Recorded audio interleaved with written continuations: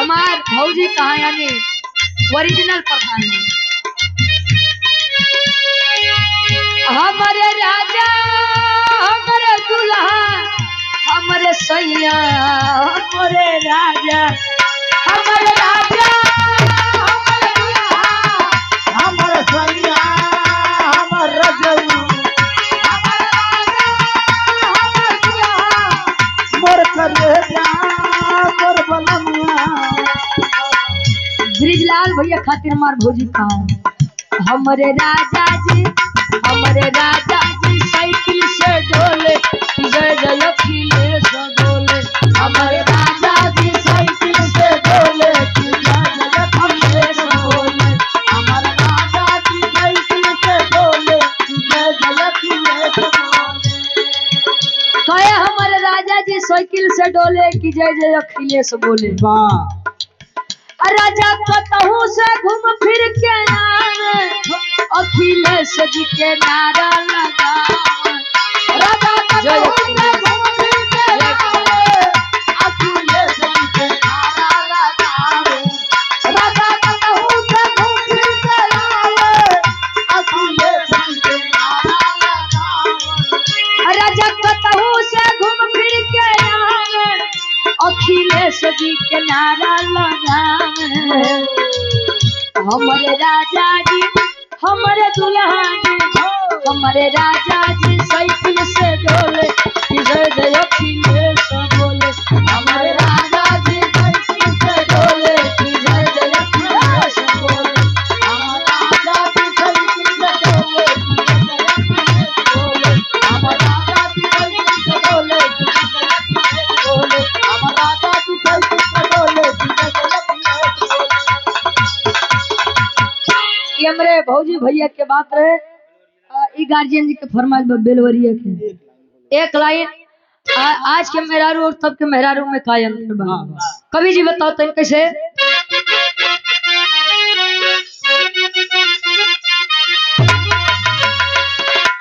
अरे बूढ़ावा बेईमान पतो हो बतावे।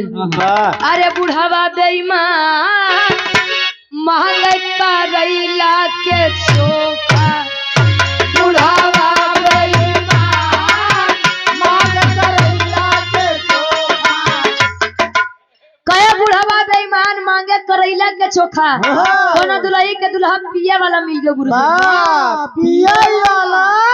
हाँ हो कंपोजिट क्या सीख रहे हो। वाह दोनों पिए। हाँ ठंडी पिए नहीं गांजा दारू दोनों पिए। अरे दुल्हा दारूबाज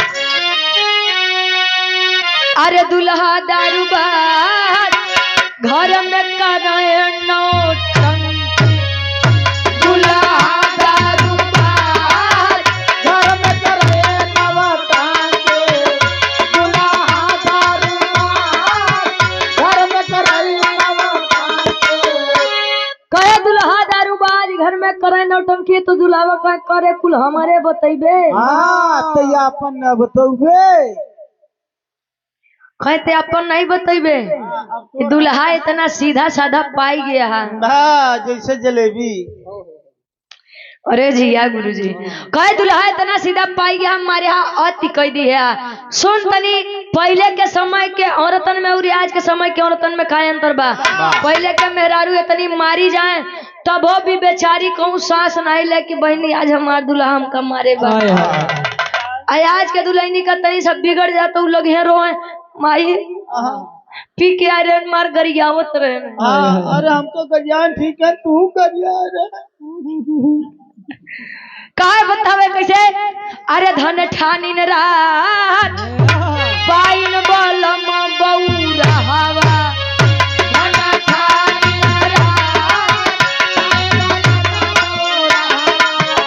धन ठानी रात पाइन बलम बौरा हवा। धन ठानी रात धन ठानी धन ठानी रात धन ठानी धन ठानी रात पाइन बलम बौरा हवा। धन ठानी रात पाइन बलम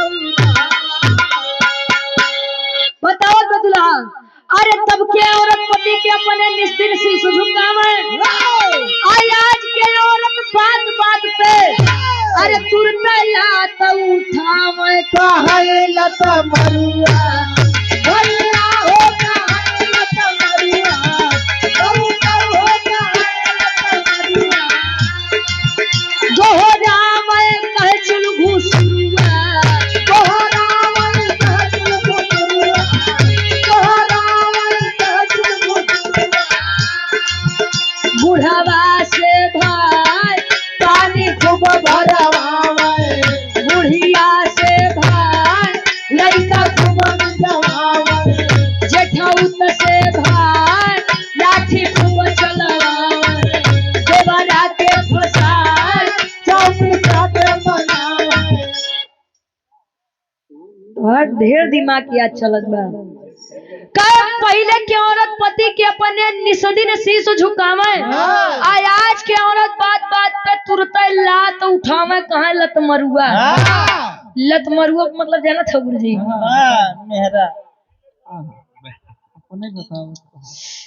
लत मरुआ के मतलब होता है कि केहू कितना लात खाए उ सुधरबे नहीं करे, ओके कहे यार बज्र लत खोरे आदमी। एकदम पूर्ण घर घट पाई। ई लोग कहे हमारे माई बाबू अच्छा पहले के पुरनिया अपन बिटिया विदा करे तो कहे कि बिटिया जात तो हऊ, झगड़ा लड़ाई कही के हमरे घरे मत आऊ। दुल्हा कितना मारे बेचारी कहे माई घरे जाए तो माई फिर लौटा दिए सी बढ़िया बाजारे सहा। अब पड़ोसी से बेचारी बताओ कि बहनी आज मारे हैं, खाना वाना नहीं खाया, चूल्हा पर फोड़ी डाले हैं। ए बहन ऐसे पिंटू का पापा हमको मारा। अच्छा यार आज के माई बाबू है ना अपन बिटिया विदा करी कहीं बिटिया जाता हूँ, ढेर परेशान मत हो।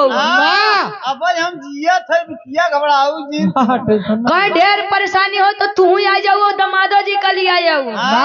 अहिन मानो ही रही अजाना था गुरुजी नहीं मेहमान हरन के का कंडीशन हो जाता जाना था का? पहले दिन पहुना, दूसरे दिन ठेहुना, तीसरे दिन केहुना। पहले दिन ससुरारी जाबा कहीं मेहमान का खाबा, वह देसी वाला हल्का वाला मुर्गा 2-4-6 महीना पे जा लगबा कहीं मेहमान सूरन बनवाए दे, पनीरिया बनवाए दे, और 2-4-6 दिन रह जाबा कहीं एक काम कर खिचड़ी तनी डाल दे, तू हमो खा ले मेहमानो खा ले। सही बरे जहाँ के जो कायदा वो उहे करत ज्यादा नगद लागी। को गुरुजी ससुरारी डेली मते जाए आप लोग। अब बुढ़वा से भाई पानी खूब भरवावे, बुढ़िया से भाई लइका खूब मिजवावे। भाई अम्मा दिन भर बैठे रहतो तनी लइकवा मिजा तनी सा मीज भेजे खाए के हदुआरे में हथिया टहरते ही है खाली। जेठौते से झगड़ा करा दे कहीं अपने पति देव से कहीं कि जेठौता जी ढेर पैसा कमाई के रख ले थे। अच्छा ही बता तू। और ई बतावा उकुल तो बनाए ले जाता तू कुछ बनौबा उतने में भाई भाई के चिन्हबे न करी कि अरे यार दुल्हनिया तो हमार ठीक है कहा बा। देवर छोट बापर अच्छा एक देवर भौजाई के चलते शशि लाल भैया एक देवर भौजाई के चलते कुल देवर भौजाई बदनाम है बच्चे। कैसे गाना रहे कि पतिया नतिया पटना बा, तो देवरा ढोड़ी चटना बा। एक गाना और है कि देवर जब खूबसूरत बा, तब बतार के कमन जरूरत बा। दुल्ही के घरे आईबा जे बलम ना बहेरवा से, तब दिलवा लगा ले करियवा देवरवा से। कहे भइल बटे बड़ी तिरछोल देवरा, रोज राती में पढ़ावेला भूगोल देवरा। यानी एक आदमी के चलते बेचारे कुल आदमी बदनाम कहो। आ देवरे के तनी फंसाए का पहिया खाए तनी से झुमका झुलनी गढ़वा भैया तोहार कम कमाते हैं 1,50,000 तुम मदद करे तार भौ जाई तो बहु ऐसे माल पुआ खाबा तू। ई रहे तब के औरतन और आज के औरतन में अंतर। पहले के मेहरारू पति के परमेश्वर कहे, आज के औरत कहे का करे है तना दहेज ली है रे तो लाखों करवैया तो 10 दी तो 20 ली। बाबू हमार 20 लाख दिए रहे दरोगा जी, हमार 20 लाख दे बाबा। तब बेचारा चाहिए जहाँ से दे, चाहे किडनी बेची चाहे जवन लेते जा हियां से। ई बा आज के जनरेशन में अंतर। कवि जी लिखत है कैसे,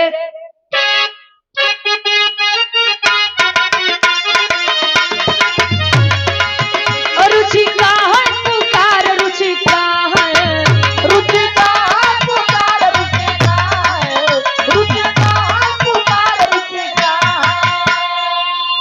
अरे रुचि का है पुकार, रुचि का है पुकार, अरे तपाइन बलम बौरा हवा।